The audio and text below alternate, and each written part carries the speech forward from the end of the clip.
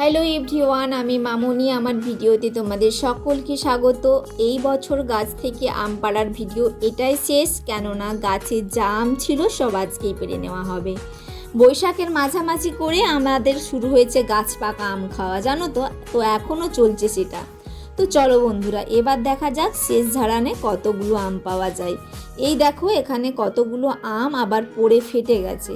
এই ঝুড়িটা এখনও ভর্তি হয়নি, আর আমি এখানে সেই ফাটা আমগুলোই বেছে সরিয়ে রাখছি। আর একটা বাঁশের মধ্যে এইরকম লাল থলে বেঁধে আমগুলো পাড়া হচ্ছে।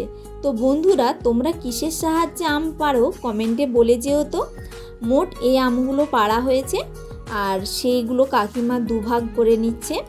আর আম খেতে তো আমি প্রচণ্ড ভালোবাসি, আর আমার মতো যে সকল বন্ধুরা আম খেতে ভালোবাসে অবশ্যই তারা ভিডিওতে একটি লাইক দিয়ে যেও।